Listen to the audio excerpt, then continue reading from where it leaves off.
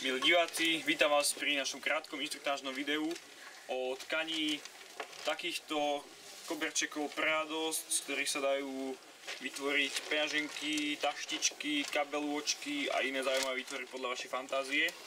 Čiže úplne základná vec sú takéto krosienka, ktoré zoženiete za facku na internete a možno v iných kutilských obchodíkoch.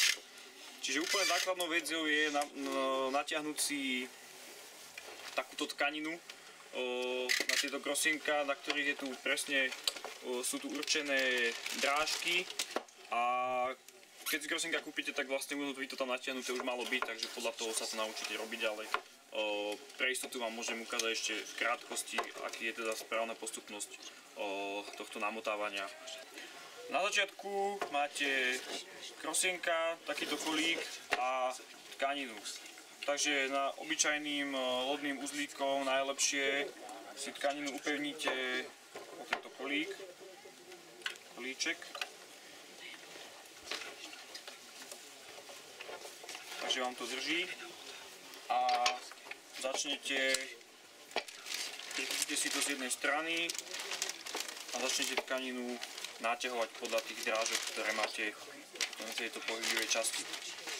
Čiže to natiahnete, obtočíte okolo a keď zostanete naspäť k tomu kolíku, tak ho obtočíte a vrátite sa po tej istej strane. Nie naopak, nie po tejto, ale po tej istej, pretože by sa na to potom rozpadlo po finálnej fáze. Čiže tu už máme na týchto väčších krosienkach, to už máme pripravené.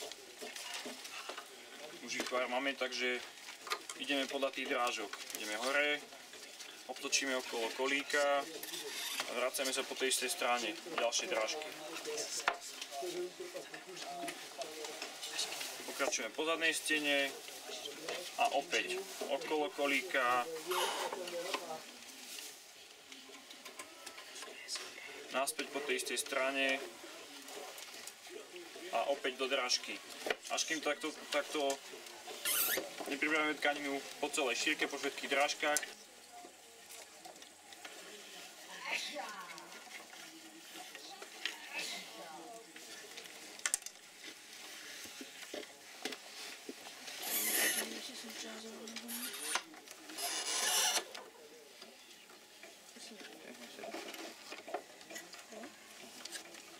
A na závere to opäť prichytíme lodným uzlom o tento kolík.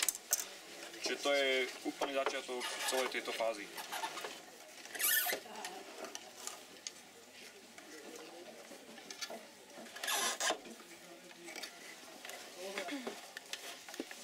Máte někdo žlutou?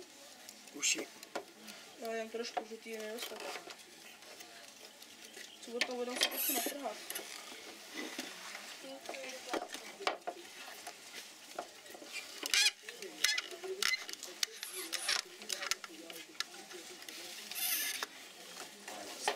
Dôležitou súčasťou prípravy na proces tkania je príprava látky.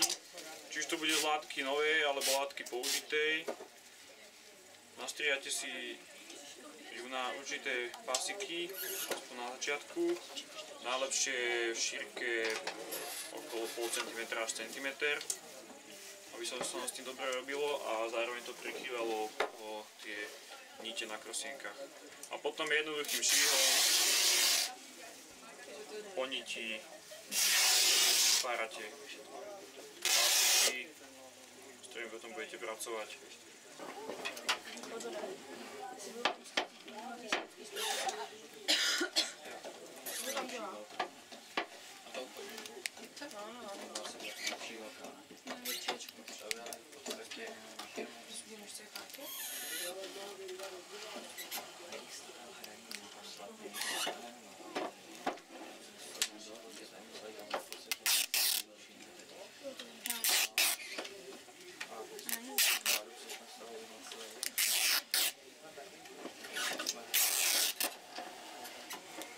Pasík by mal byť obložený v rovnakej šírke, takže sa vôbec nebudete do toho oprieť.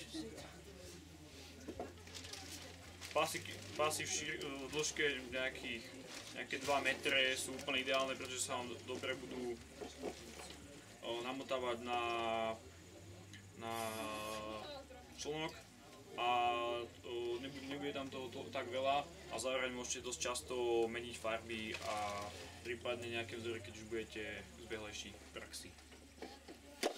Ďalšou časťou je pripravenie si tkaniny na člnok, ktorý nám pomôže pri tkaní. Čiže si nachystáme nejaké ľubovoľné kúsky nejakých starých, nepoužívaných odevov, ktoré môžete takto zrecyklovať, využiť na koberčeky a iné vaše napadité výtvory. Čiže si to omotáte na člnok jedným koncom, druhý koniec voľný, ktorý vám ostane, priviažete o najvzdialenejšiu niť. Stačí úplný, obyčajný, jednoduchý uzlíček. A následne sa začína dlhodobejšia fáza, kedy budete s týmto člnkom behať pomedzi tkaninu. Čiže budete behať čo najbližšie pri tejto pohyblivej časti, z jednej strany na druhú, pomedzi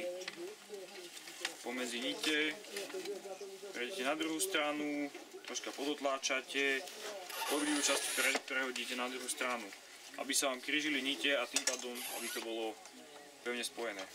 Čiže bežíte s tým člnkom nazad. A takto to robíte, až keď máte požadovanú dĺžku tkaniny. Je veľmi dôležité dotlačať túto látku čo najviac k tomuto prvému kolíčku. A zároveň je dôležité neťahať ju príliš ju nešponovať na týchto koncoch, pretože by sa vám to takto zužovalo. Čo by nebolo príliš pekné. Aby vám vznikla takáto pekná, skoro rovnobežný kúsok látky. Samozrejme, vždy sa vám to kúsok zbiehať sa vám to väčšinou kúsok bude, ale to sa stratí potom časom. A je to ešte dôležité teda, závisí to ešte od toho, na ktorých krosinkách robíte, či na týchto, alebo na takýchto menších, alebo v iných veľkostiach.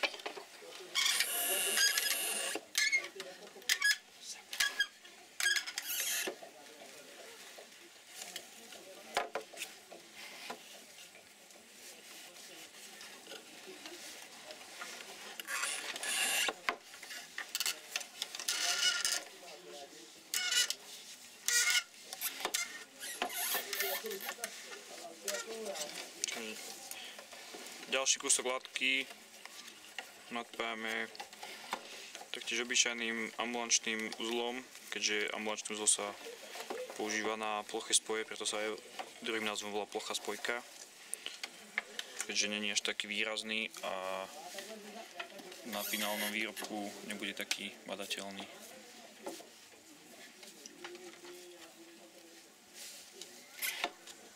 Zvyšné tie kúsky odstrihneme až v finálnej fáze, keď to bude celé pripravené.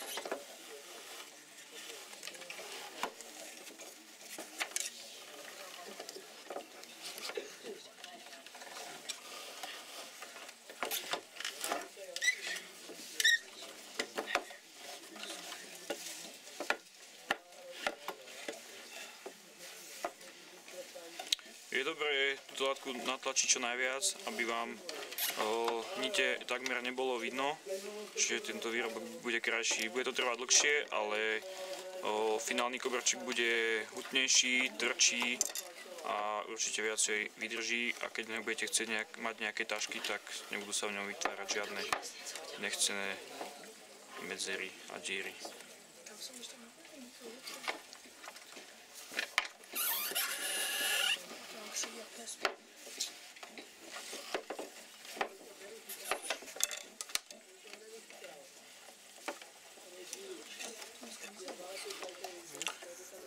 Látku nemusíte dotlačať po každom jednom páse, ktorý robíte, stačí sem tam, o 5, 6, až keď to budete mať viacej, lebo čím viac ich tam je, tým sa vám to lepšie tlačí, ako keby ste to mali robiť po každom jednom. kuse. Dôležité je udržiavať to v rovine, aby ste to mali v rovine, že mnohokrát sa stáva, že ľudia to dotlačia v strede, no nedotlačia to na krajoch a potom im vzniká takéto účko, čo nie je moc pekné a často musia ten posledný finálny kus vypárať.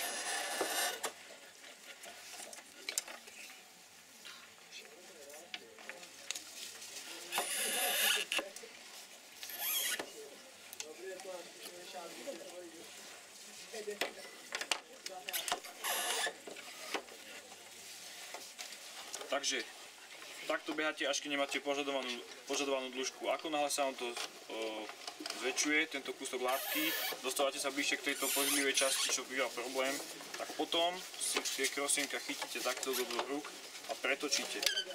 Čiže ten kus látky, ktorý robíte, sa vám bude pretáčať dozadu. Môžete ho dostať už do takej dĺžky, že pôjde odtiaľto po celej zadnej stene a dostane až sem. A to je asi koniec, lebo na týchto malých krosienkách už dlhšiu vec asi pravdepodobne nespravíte. Čiže keď máte dostatočný kus, aký teda chcete použiť, ukončíte túto tkaciu procedúru, tým, že to pekne podotláčate. Na poslednej nitke spravíte uzlíček ako na začiatku, len aby vám tá látka neuchodila.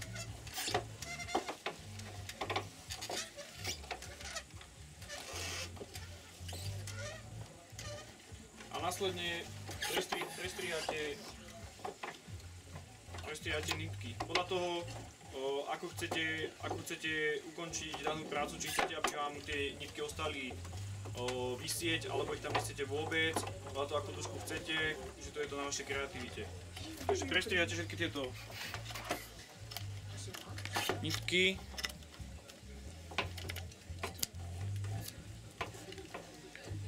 A celý produkt dáte z týchto krosienok dolu. Následne musíte previazať vždycky aspoň 2 a 2 nitky, aby sa vám nevyvliekol ten posledný kus, ktorý ste dávali. Čiže si ho stiahnete napríklad ambulančným uzlom, tak aby sa vám to nepáralo. A tak aj všetky. Môžete použiť 2 nitky, 3, 4, 5, podľa toho, ako to chcete. Môžete to zapliesť do vrkočov, ako chcete, aby vyzerala daná kapsa alebo vec, ktorú chcete vyrobiť.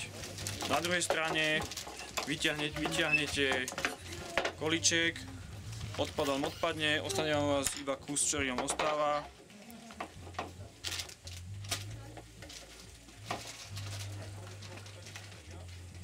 Na jednej strane ostane voľný koniec nitky a ten musíte priviazať k najbližšiemu očku, aby sa vám to nepáralo.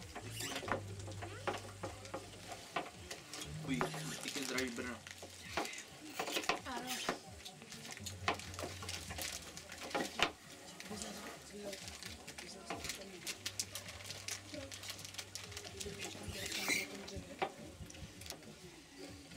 To ještě hraj za žáky, co?